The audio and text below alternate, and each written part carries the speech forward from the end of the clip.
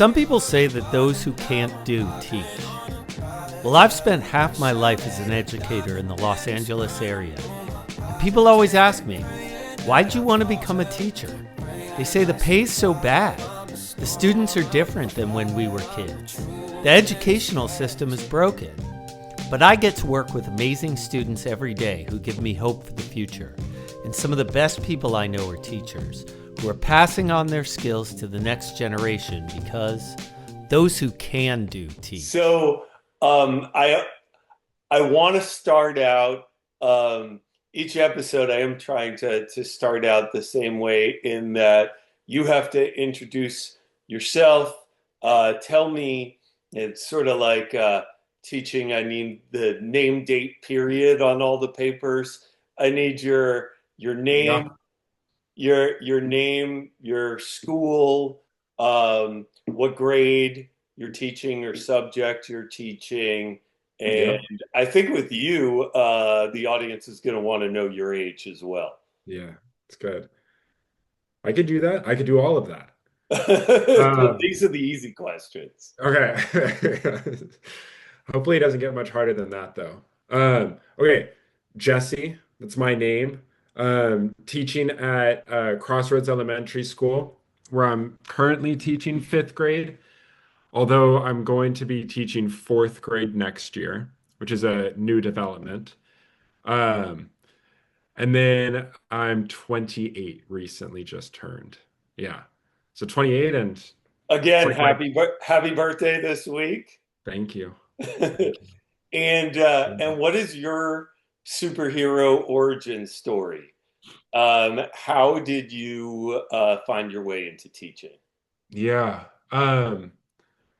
Well, I think the way I think about it is like in college, I was studying philosophy, and that doesn't go into it goes into a lot of different directions, but it doesn't have like a clear direction like a business degree would or like a marketing degree. And so like I think after I graduated college, I was a little unsure of what I wanted to do. And honestly talking to you and talking to a bunch of other teachers that I knew and hearing like how much y'all loved it got me interested in it. And I think I was probably talking to you, Andy, and then there was one guy my mom knew growing up, and his name was Scott, and he was a teacher at Crossroads for 20 years or so. And I called him, and I think you and him gave me similar advice, which was to like substitute, right? To try it out.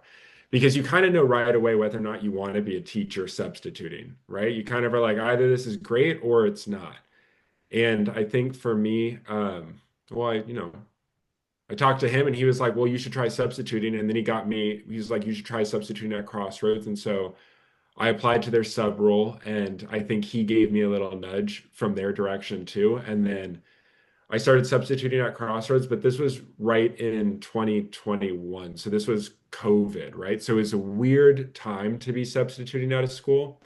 The It was weird, also, what was that? the weirdest. It was super weird, but it was also the best time because so many people were out sick and like for weeks at a time that Yeah. I got a ton of work that year, right? And it would be like I would get 2 weeks and then I wouldn't get called for a couple of days and then immediately get called back for 2 weeks, right?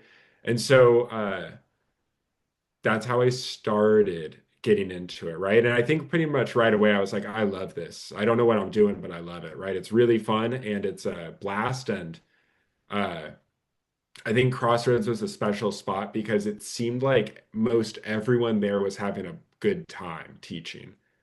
Um, which is kind of rare, right? But it did seem like it was a good place to be, and so I was substituting there for a year during COVID, um, and then as I'm substituting, I'm realizing how much fun it is, but how little I know because kids would ask me questions and I wouldn't know the best way to answer it, or I wouldn't know, is this something that I should just say? Do I tell them the answer? Or do I ask them a question and have them get to the answer? Or, you know, is this a, now looking back on it, like I had questions like, how do you teach a concept versus a skill? Right. And what are they supposed to know? What are they not supposed to know? So that year kind of made me realize how much I didn't know, and then it kind of spurred me to try to go to grad school. And then so I substituted for a year, and then I went to grad school for I did an 11-month program. And during that year, taking classes at night, but then student teaching during the day. And I would student teach at I student taught in two LAUSD schools, and one of them was Roscommere, which was kind of a very similar school to Crossroads in that it's like very affluent, you know, families, and it's in an affluent community. And then I student taught at another school, which is Will Rogers in Santa Monica, which was less so affluent. It was like a very diverse population. You had really like socioeconomically diverse, right? You had really high affluent families and community, and then you got the other end of it, right? And then I did that for 11 months, and then I went back to Crossroads after that and was an associate teacher for 2 years, which was like a soft launch into, you know, a full teaching position. And I did fifth grade and then second grade, and then this is my first year as a co-teacher in fifth grade. Um, yeah, it's kind of In, my in your studies, you said you were a philosophy student in yeah. college, and you were saying kind of you're trying to figure out the balance between um, teaching them skills and basically teaching them, you know, the concepts. Do you think that you have developed already your philosophy of teaching, your philosophy of education yet? If you asked me this like 2 weeks ago, I'd probably say yes. But like this past week was so rough that I'm like, it kind of threw everything up into the air. But I think that was it's good to have that, right? To like, everything was going pretty smooth. And then last week kind of blew up a little bit, it um, felt like I think I've got a good idea of what teaching is, right? And my own philosophy of how I want to move through the classroom and what my goal is as a teacher. Um, And what is that? I mean, well, it's a hard thing to narrow down into sort of, like a mission statement, but yeah, I'm putting you on the spot with it. yeah. So, And it changes too. It changes all the time. But I feel like since the very start of this, I think a lot of what I learned as a kid, and I went to a Reggio Emilia school, and a lot of those schools are very experiential, right? And so I feel like that's a lot of what my philosophy is it's just experience. And so my goal is like as a teacher, I think it's a tough question. I mean, it's to allow kids to experience whatever it is that they need to experience in that year, right? And I'm just like there to help guide them along, right? Um, and there to teach the standards that need to be taught, right? But I think we all know that a lot of learning happens outside of what we're teaching standard wise, especially in elementary school. I mean, most of the growth I've seen comes from social situations, and then, you know, really what is fun to be had, the fun that's had in the classroom. Um, so I think for one, it's an experience, an experiential sort of thing. And I think like grounding that in like real world scenarios is one of my goals, right? I could teach, I know I'm lucky I'm at a private school, right? So it's like I don't necessarily have to teach to a standardized test, which means that I could have more fun and take my time with it. Um, but kind of grounding whatever I'm trying to teach in like what is actually happening, and being kind of real about it, and looking at things like, looking at history through a lens of like there are biases and stereotypes and omissions that are left out of history, right? Looking at the writing unit through like, we're doing a journalism unit right now, and realizing that like I don't, every other year they've done newspapers. but it's like I don't, I'm 28 and I've never really looked at a newspaper all that much. I read it on my phone or I get my news through a podcast, right? Right. So knowing that and kind of then having the kids do a podcast or a news story podcast, right? So I think experience and then grounding it in what's real and like real life, and then yeah, yeah, project-based learning and inquiry-based and all of that kind of stuff. I don't know if that answers the philosophy side of it, but yeah, No, absolutely. I think the idea of experiential learning and you just being there to mostly be a guide through the experience and try to put the experience in front of them, inspire them to be more curious and be excited about developing those questions that they want answers to, and then finding ways to connect it to their backgrounds and personal experiences yeah, and sharing in that with them yeah, what your experiences are, but yeah, but that their learning doesn't have to be exactly, like yours, and that they don't, you're not telling them exactly what they need to know and exactly how they need to do it, and where it's all very prescribed and it's all sort of exactly the same. yeah.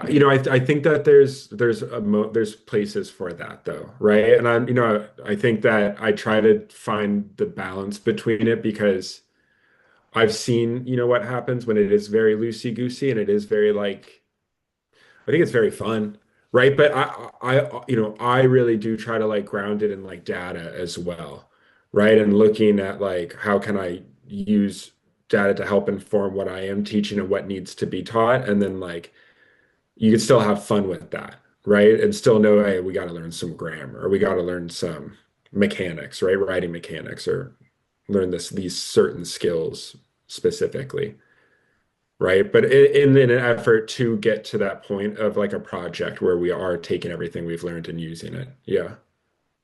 And the projects I assume are more like the summative assessment goals that you're trying to do. Like you are trying to assess them through projects and you're giving them somewhat of a choice, but you also seem to be interested in making sure that there's structure and that you're scaffolding those projects as well. Yeah, 100%. Yeah. And it's like the projects are the end goal, I think. But knowing that we're working towards that, but in order to get there, we have to learn these skills first, like how to write a lead, right? How to uh whatever it might be. It's if I take a look at the beginning of the year and I'm realizing that none of us know how to use periods, commas, whatever it might be, then we'll spend a couple weeks doing that. It's kind of boring. And then, we all know it is, right? Like, and like it can be boring though. You got to admit, like it's not as fun as just sitting down and writing a Oh, I know. Not like these kids don't enjoy grammar as much as I do. I love it. Listen, I try to sentence diagram and I can sentence diagram all day. I love that stuff, but me too. But it, yeah, but what you'll find is, at least in my experience, we spent a lot more time learning the basics when I was a kid yeah, than kids do these days. yeah, And so what I'm seeing is that generally, as adults, because I've taught at a lot of adult schools, yeah, these adults do not know how to use a comma. They yeah, put apostrophes before all of their S's because they don't yeah, know the difference yeah, between a plural S and a possessive S. yeah, You know, uh, some adult students don't use any periods on any of their sentences. yeah. And Is it's that just like interesting? it's it's a paragraph that's just one comma after another, Yeah, like you're reading impressive. Last One Exit sentence. to Brooklyn or something. And it's, it can be it can be very frustrating to think like, okay, my standards are supposed to be this for adult students, but they do not have the basics. They don't have the Yeah. basic structure of writing a sentence to even be able to write a paragraph. And Yeah. that lack of structure in the writing also very much contributes to a lack of reading comprehension. Yeah. You have What you think you it, have to it teach the basics of writing because otherwise you won't understand what you're reading in a sentence either. yeah, it's interesting, isn't that? You're saying it that way. I almost think of it like the reading comprehension leads to a lack of knowledge of, You would think, but yeah, but but seriously, the the data says otherwise. The data says that it's the other way around. yeah, It how says interesting is that? it says really that the lack of writing understanding and understanding the different parts of a sentence means that they aren't able to comprehend the different roles of things in a sentence, like which which noun are these adjectives describing, Yeah, which which verbs are these adverbs describing, and the yeah, prepositional phrases can go either way. So yeah, what additional information are these prepositional phrases giving information about the nouns um, or the verbs? yeah, And who's doing the action? Is it the subject? Who's receiving the action? Is it the object?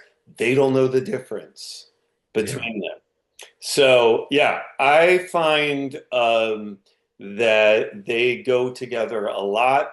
But if you teach those basics of writing, it is going to greatly contribute to their reading comprehension as well. So you're really accomplishing major, major goals if you were doing that.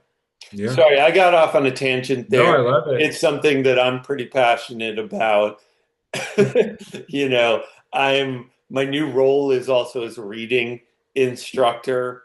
Yeah, So I haven't really been in this role before, but it's very interesting to be in this, and I'm digging into the data too. You said that you're not really standardized testing as much. So where in your school are you getting your main data from? What kind yeah. of is it from formative assessment? Is it from some kind of summative assessment that your school is doing up front Yeah, or at yeah. the end of the school year that then follows them to the next school year? Yeah, we do it three separate times in the school year. We use this thing called fast bridge assessments, which is like it is like kind of like a standardized testing, but we get compared to each other within the classroom, and then or the students do their scores too, and then amongst other schools that choose to do fast bridge as well, right? And so I think it's like there's within the state and then within the country, right? So we'll do Fast Bridge three times a year, and one at the beginning, and then one in the middle for students that are kind of like, we're keeping an eye on, trying to watch their progress more closely, and then one at the very end. And that's reading and then math.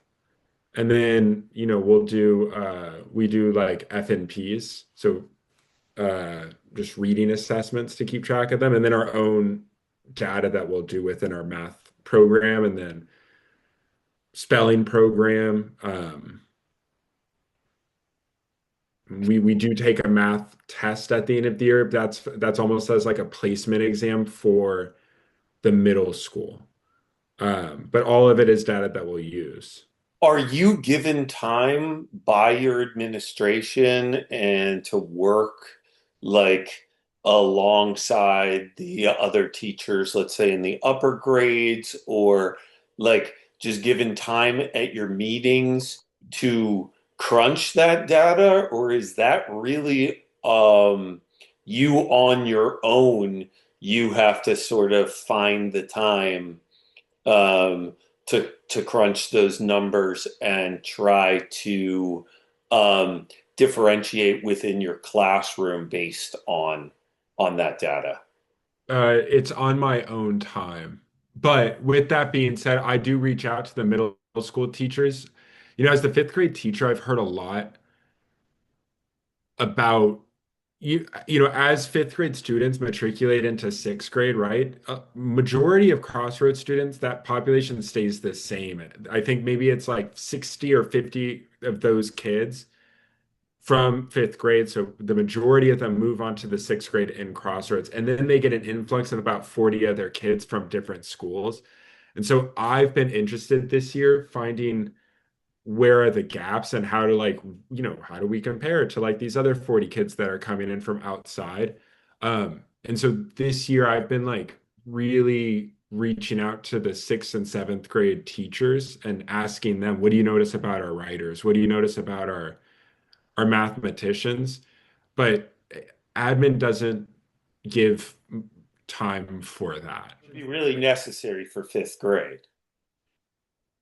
It is though. I don't think that upper school needs to know what kindergarten's doing. I don't think that that's important. I don't think that they need to know, but I think I need to know what they're looking ahead to do, right? Like with the conversations that I've had that have been really productive have been in line with like hearing that sixth and seventh and eighth grade, they don't really use computers. They're not really typing out much. They're not typing essays out. Maybe they'll type one essay out at the end of the year, but that's it. Right. And in fifth grade, I'm coming in as a new teacher and people are telling me, oh, they'll write 4 essays on the computer this year. Or we handwrite all of this, for a month and then we spend a month publishing on the computer, right? And I've never been that big of a fan of that. But then to hear that sixth, seventh, and eighth grade, they don't really spend much time on the computer, which is, their own thing. And I think there's a lot of people that, could say that it's really important that we do it, but there is part of that where it is like really interesting for me to hear that. Now that I'm going to fourth grade, maybe it doesn't matter as much, right? But like I think it is like I love hearing that information and then seeing how I could work it into it. A lot of people are also saying these teachers are like Crossroads students come to the middle school like with a love of writing, but without much of the mechanics, right? And so they get to the middle school and they think that they're a bad writer, right? Because the other kids are using commas and know where to put them. So they're looking at themselves going, I don't know where I'm a bad writer. But really they love doing it. Like they come into it with this love, but without that base and that foundation, which is interesting, right? So this year I've been trying to work that in as much as I can and also keep that love alive. Yeah. Well, the thing I would tell you as a writer myself, Yeah. and as somebody, I graduated with a degree in writing. I think that um, that part of the process, the revision and publishing part of the process, absolutely at every level should be incorporated into the writing process, and that they should be doing that as part of the writing process. Yeah. And students oftentimes aren't, they just in the education system, we don't see that as much because there's so much time spent into the generating the ideas, the Yeah. brainstorming part of the process, and Yeah. then the organization of the ideas, the outlining, and the how to structure the paper, or how to structure the paragraph even. And Isn't teachers it think that interesting? because they provide that up front, that maybe there's less importance placed on the revision process. And also I think there's a certain fear of getting them on the computers and them completely like taking everything and putting it into an AI, and then that being the published work rather than what they wrote, and you knowing that if they hand wrote it and hand revised it, this is genuinely their work.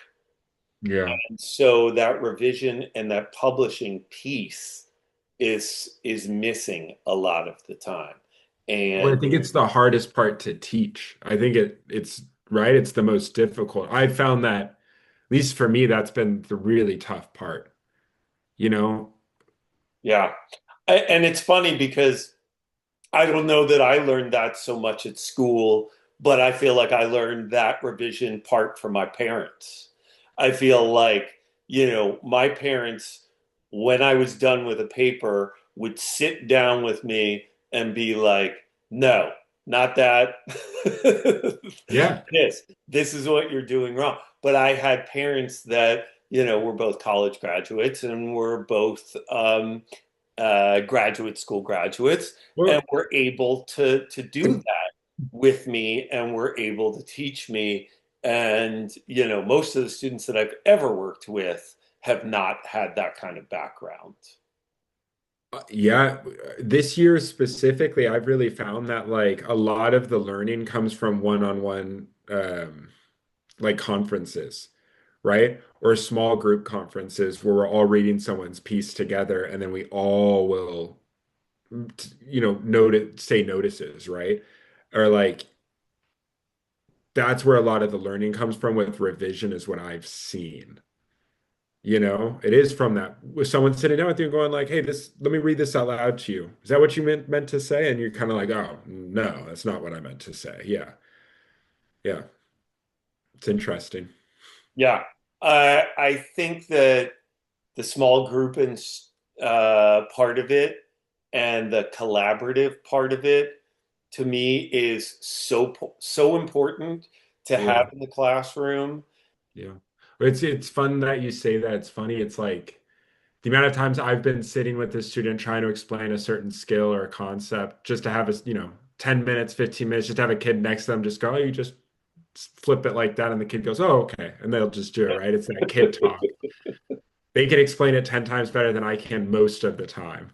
Yeah, Yeah. If not all of the time. They'll teach each other better than I would ever be they able to. speak each other's language. Yeah. They're part of the same tribe a lot of the Yeah. times, and they share a lot of the same background experiences and cultural touchstones and things that you just may not, have the ability to do that. I'm experiencing a lot of, and have experienced in my career a language barrier to some extent as well. Yeah. And when these students are explaining something in the native language, oftentimes that's Spanish, but it can be different cultural Spanish as well, Yeah. depending on the students are both from Mexico, they're both from El Salvador, they're both from South America, Yeah. whatever it is, they can explain it in native language and in English, kind of back and forth, and that will also help the understanding too. Yeah. I, Absolutely. I don't know if that's your experience so much in Crossroads, or whether Yeah. I mean, you've experienced that with students, having students that have different native languages. You talked about being at a school with a lot of economic diversity, but have yeah. you found that, cultural and language diversity as well?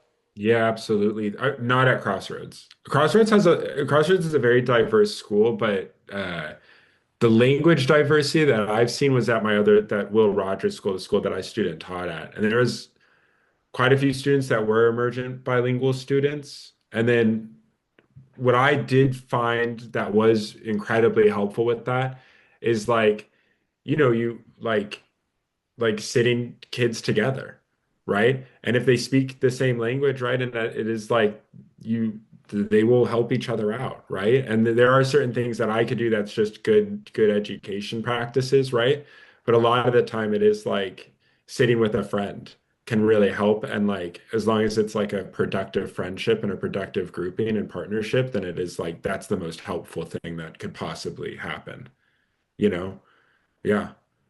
Yeah, My experience, I think within those groups, you need to have kids that have, some cultural native language connection. And then you also um, need to have some um, some students that are also able to model. Because if we're yeah, talking about putting, a bunch of students that have, let's say, the same low reading level in a group together. yeah, it's like that homogeneous grouping is never like I've never thought it was a good idea. You know, It, for it some things it is. I I we've been it's been a back and forth this whole year with my group right now about homogeneous grouping, and I think that it's really good if you're teaching a specific skill. But I think just across the board homogeneous, no matter what it is, like diversity is always going to benefit everyone in these scenarios, right? You learn from people that are really high, you learn from people that are needing extra support down here, right? Everyone is going to help each other. yeah, you need to have student leaders. You need to have Oh, people that are demonstrating leadership skills and also modeling that kind of leadership for the other students to yeah. inspire them and give them something to, aspire to and work towards. And that can be behaviorally as well. 100%. Yeah. Yeah. I found a lot of that. Like, you got students that, you know, it's the same thing. It's like in elementary school, it's the only time that you're supposed to be good at everything, right? And so you got students that are never gonna, that aren't, right? It's like it's a big ask of students, right? And so I've always found that like a diverse group of people that are really high in writing, really high in math, maybe need extra support in writing, extra support in math, right? But maybe have a really high EQ, right? Or like all of that is really helpful within a group. Yeah, and you have to know your students. You You have to have to know know your them. Yeah. you you have to get to know them really well in order to see those things. And in elementary school, you may be leading them through PE as well, and you may have some kinesthetic learners that 100, oh yeah. that It's a whole that are even struggling with group. Yeah. reading, but you put them out on the pitch and they become the leaders out there. Yeah. Yeah, it's a special thing. I think it's one thing that I've really loved about elementary school, right? Is seeing how each, every student shines in a different way, right? And then, And trying to acknowledge that and reward that when you see yeah, it. of course. And you know in elementary school they really really need to get and hear that positive feedback on All the those time. things. Yeah. All the time. Yeah. That's all it is. I was going to say too is that this group that I have this year have been through a lot, right?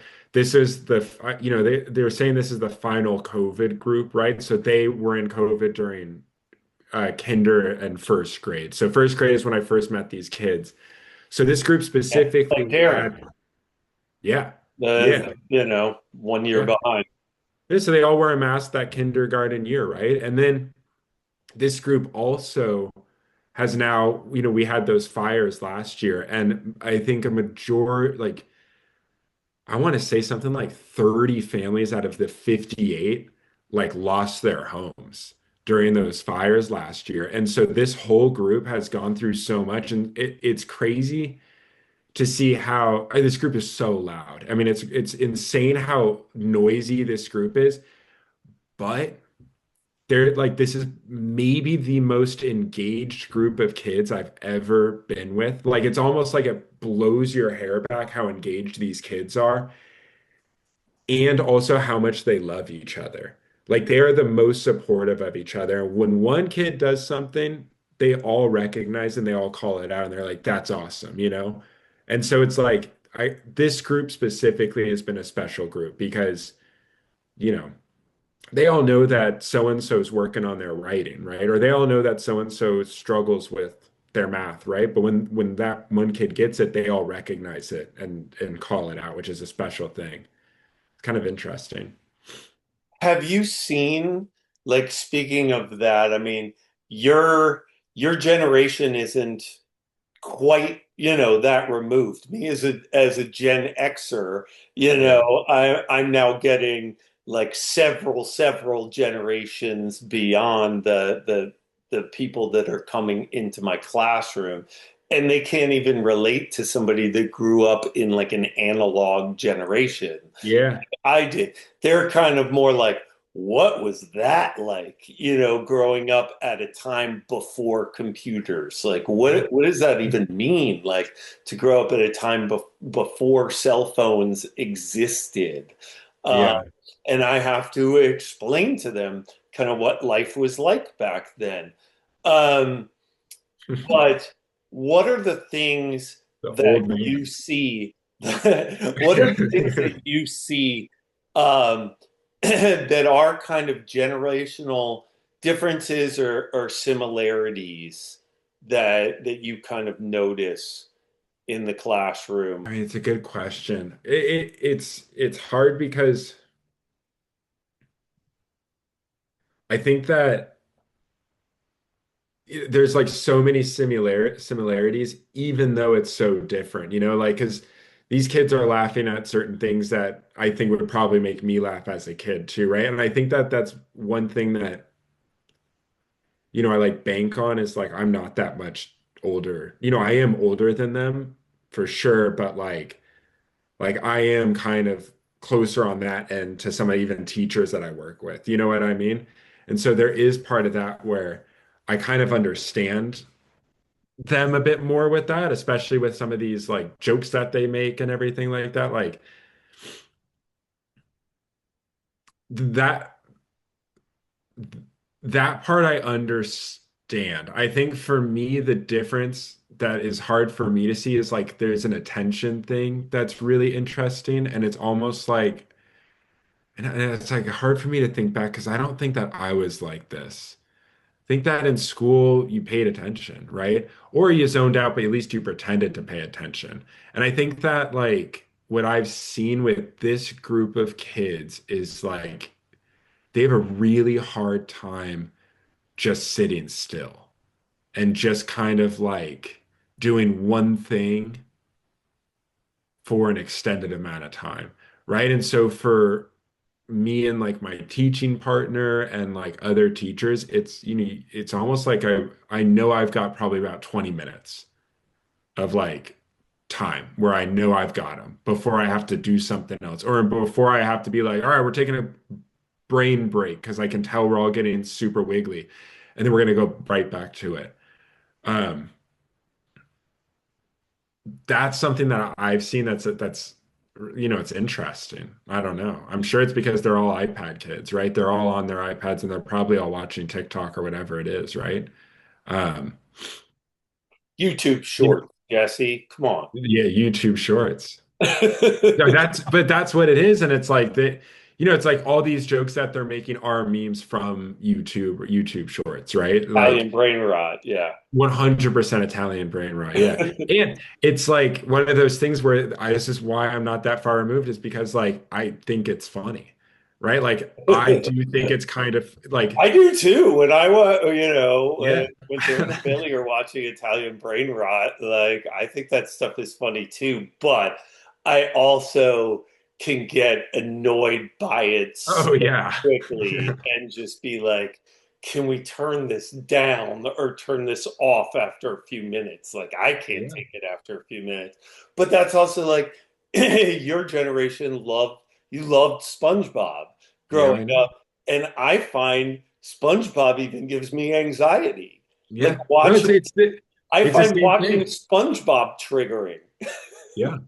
It's the same thing. And I think like there are a lot of similarities. And when I think back to like what we were laughing at, I mean, it was stupid shit, it's like dumb. It didn't make any sense. And now you go and, what they're laughing at is also stupid. It kind of makes me laugh too.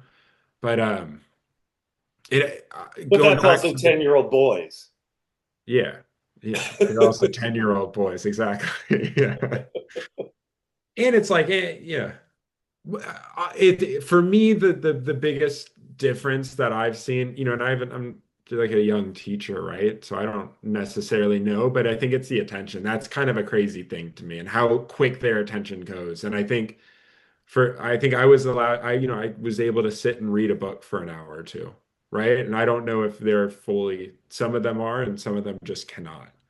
It's been interesting to see, and the how quick I need to change my teaching up. It's almost like it's like, and I knew this going into it, but it's like you're putting on a show a little bit, especially for these kids. It's almost like I need to like really capture their attention or it's gone. Like I'm like, it's just, they're not even with me. It's interesting.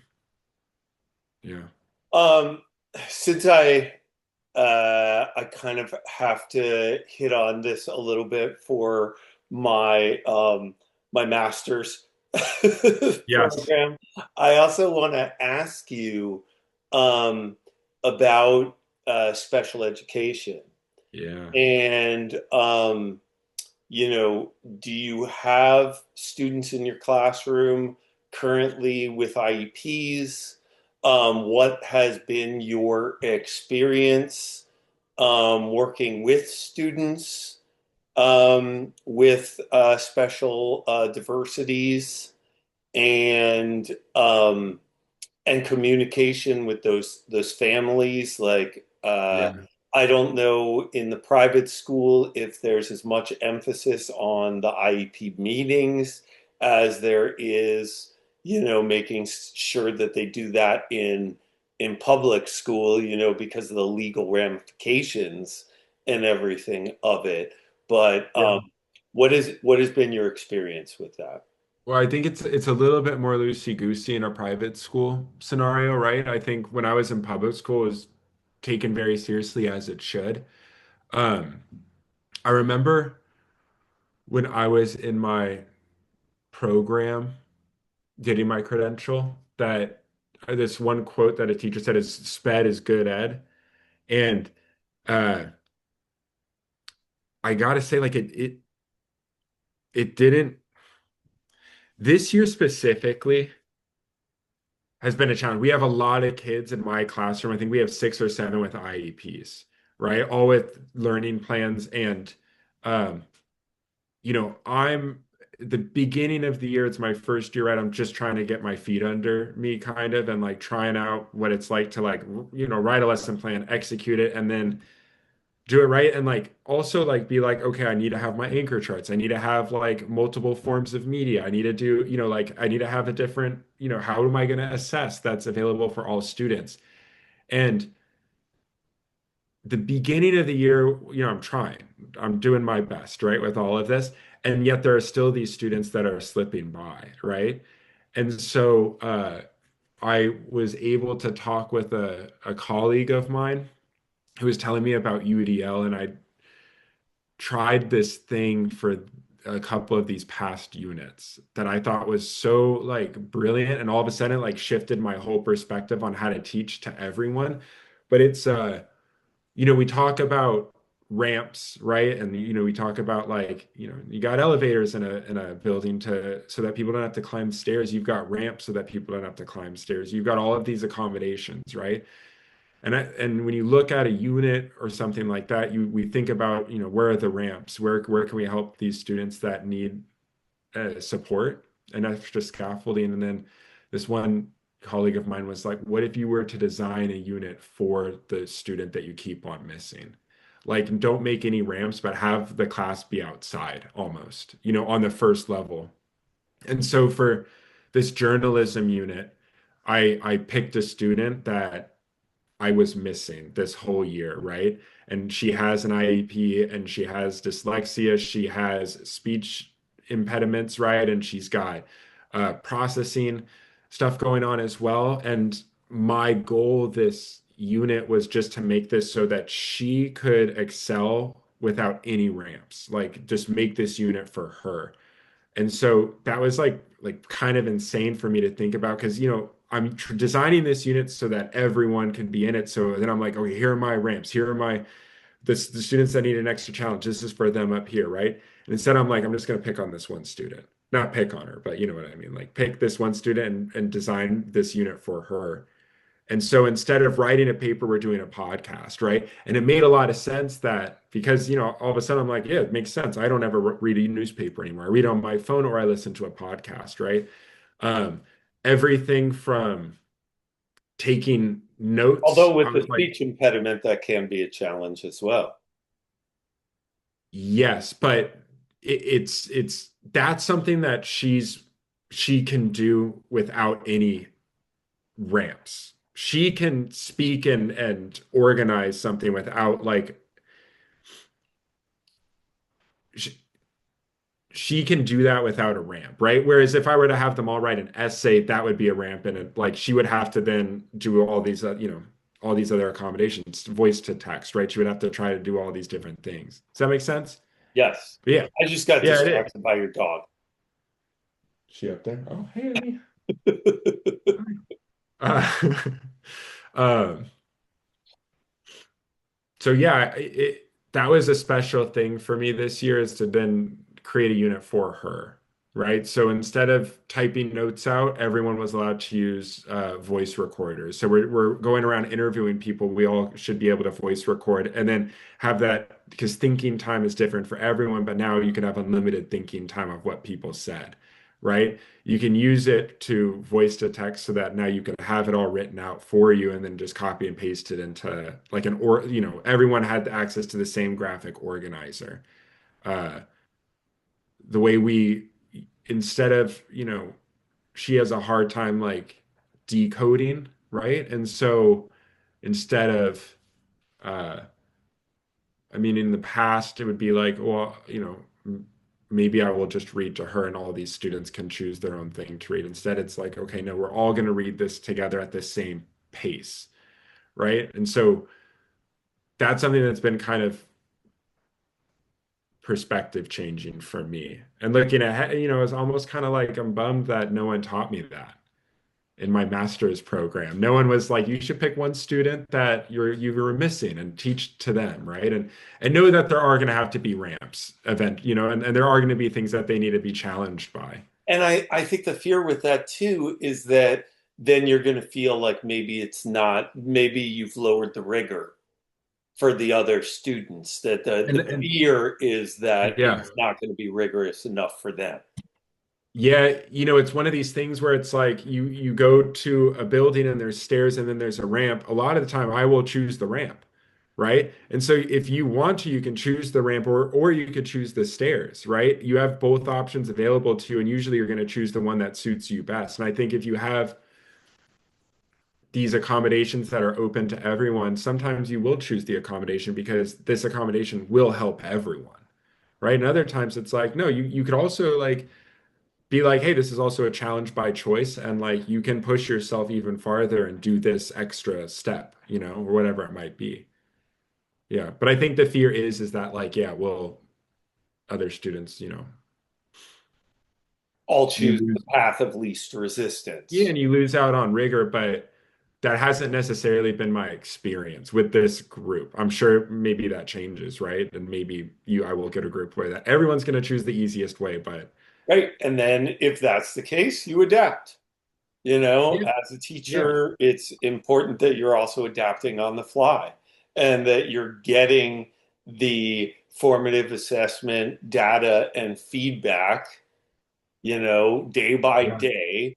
And then you're changing your lesson plans based on that day by day.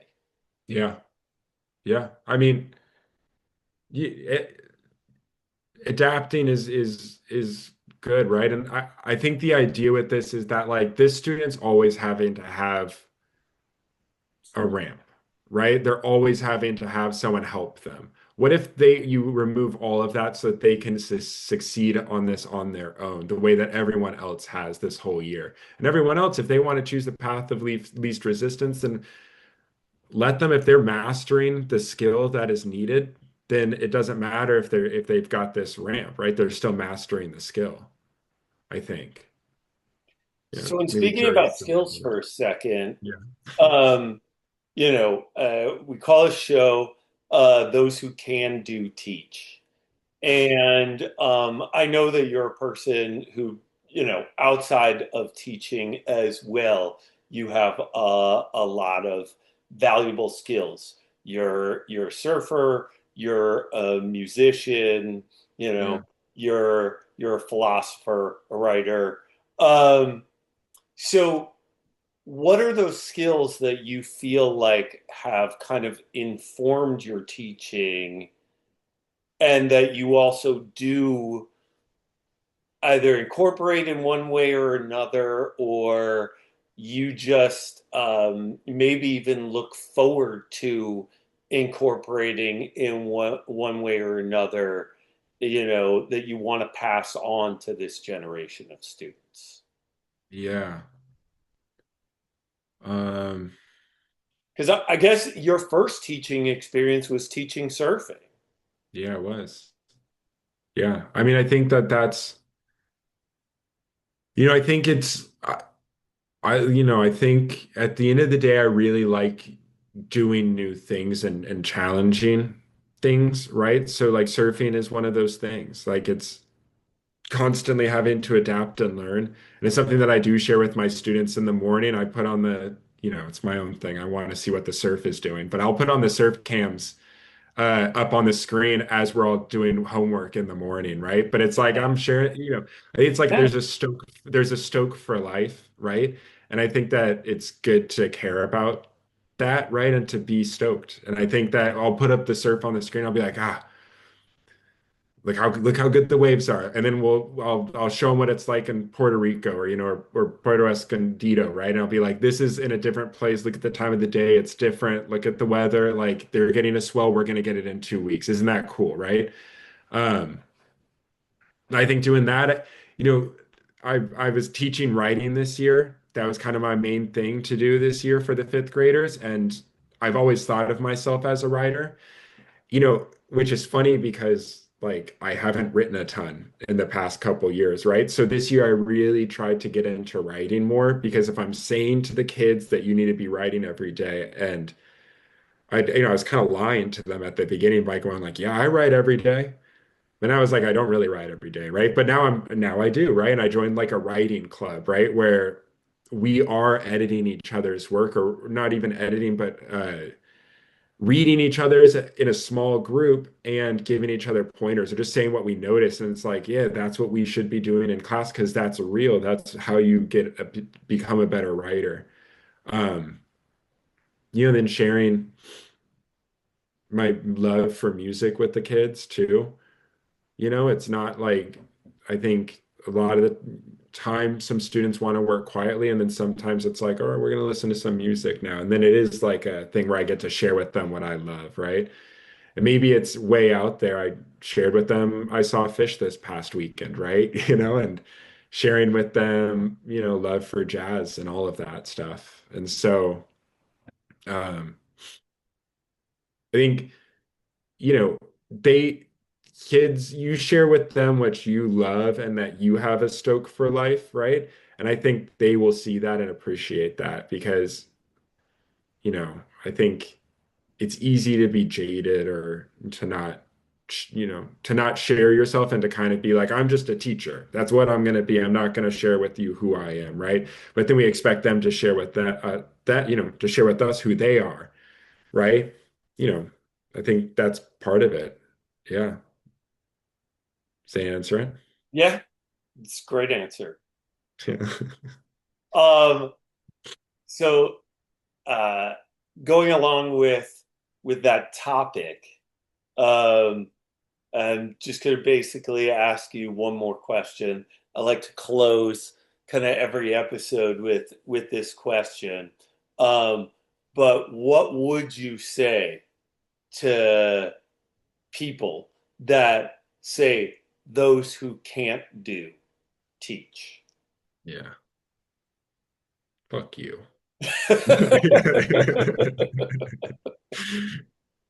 No, as they don't know. This is not a job that we do because we're going to be famous, right? Or like because we're making a ton of money. It's something that we love to do, right? And even though you have weeks that are really, really hard and stuff, that are pretty tough, it's like you still, you know, you do it because it's like a love thing, you know? It's like it's a fulfilling thing to do with your day, right? And it's not like, yeah, I don't know. That's what I would say. Those who can't do teach, it's like we can do. We do this and it's fulfilling and that's why we're doing it.